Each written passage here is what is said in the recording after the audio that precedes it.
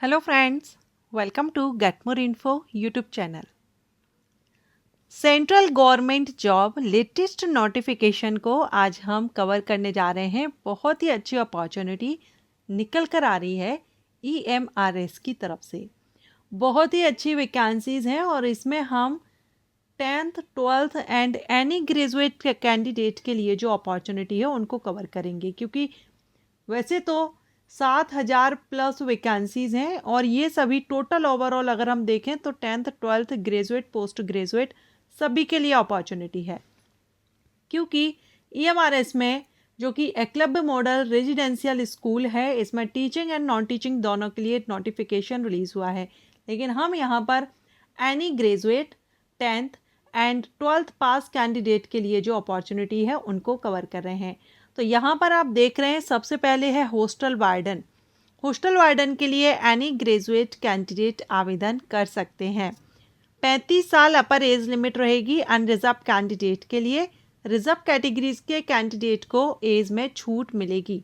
OBC को 3 साल की, SC ST को 5 साल की, PWD कैंडिडेट को उनकी कैटेगरी के हिसाब से मिल जाएगी। सेकंड जो पोस्ट है वो अकाउंटेंट की है। इसमें भी कॉमर्स से जिन्होंने बैचलर डिग्री या बिजनेस एडमिनिस्ट्रेशन यहाँ पर एलिजिबल नहीं है, याद रखिएगा। बिजनेस एडमिनिस्ट्रेशन BBA वाले एलिजिबल नहीं है। BCom जिन्होंने किया है वो आवेदन कर सकेंगे। 30 साल अपर एज लिमिट है अनरिजर्व कैंडिडेट के लिए।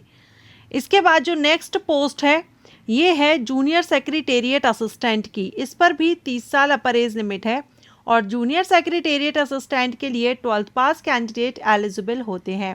अब JSA की जो पोस्ट होती है वो एक तरह से लोअर डिवीज़न क्लर्क की पोस्ट होती है, तो इसमें आपसे टाइपिंग स्पीड मांगी जाती है। ठीक है, सर्टिफिकेट नहीं मांगा जाएगा, लेकिन स्पीड आपकी चेक की जाएगी। 30 वर्ड पर मिनट की स्पीड आपकी होनी चाहिए अगर आप हिंदी में टाइपिंग करते हैं, और अगर आप इंग्लिश में करते हैं तो 35 वर्ड पर मिनट की स्पीड, दोनों में से कोई एक इंग्लिश टाइपिंग आपको करनी होगी। एंड फोर्थ पोस्ट यहाँ पर लैब अटेंडेंट की है, जिस पर अगेन 30 साल अपर एज लिमिट है और ये 10th पास कैंडिडेट और 12th पास दोनों के लिए है। लेकिन अगर आप 10th के बेस पर अप्लाई करते हैं तो लेबोरेटरी टेक्निक का आपके पास सर्टिफिकेट या डिप्लोमा होना चाहिए, और अगर आप 12th के बेस पर करते हैं तो 12th आपका साइंस सब्जेक्ट से होना चाहिए। तो ये पोस्ट है नॉन टीचिंग जो कि 10th 12th and any graduate के लिए है। नंबर ऑफ वैकेंसी की बात करें तो यहाँ पर आप देख सकते हैं हॉस्टल वार्डन के लिए 635 वैकेंसी हैं, अकाउंटेंट के लिए 61, JSA के लिए 228, लैब अटेंडेंट के लिए 146। बाकी ये जो पोस्ट हैं फीमेल स्टाफ नर्स की भी है और अदर टीचर पोस्ट हैं टीचिंग की। टोटल 7,267 पदों के लिए भर्ती विज्ञापन जारी किया गया है। परमानेंट जॉब है, बहुत ही अच्छा मौका है, ये मौका हाथ से मत जाने दीजिएगा। एलिजिबल हो तो ज़रूर आवेदन करिए। अगर हम बात करें important date and application fees की, तो ऑनलाइन अप्लाई आप 23 अक्टूबर तक कर सकते हैं। 23 अक्टूबर 2025 रात को 12 बजे तक यानी 23:50 तक आप आवेदन कर सकते हैं। ऑनलाइन ही आपको अप्लाई करना है। फ़ीस भी आपको ऑनलाइन ही पे करनी होगी और ये फ़ीस आपकी नॉन रिफंडेबल फ़ीस रहेगी। हम बात कर रहे हैं नॉन टीचिंग स्टाफ की। तो नॉन टीचिंग स्टाफ के लिए जो फीमेल कैंडिडेट हैं किसी भी कैटेगरी की, SC ST कैंडिडेट और PWD, इनके लिए 500 है। एंड इन कैंडिडेट को छोड़ करके जो जनरल एंड OBC कैटेगरी से बिलोंग करते हैं male candidate, non teaching post के लिए उनके लिए फ़ीस 1500 रुपये पे करनी होगी।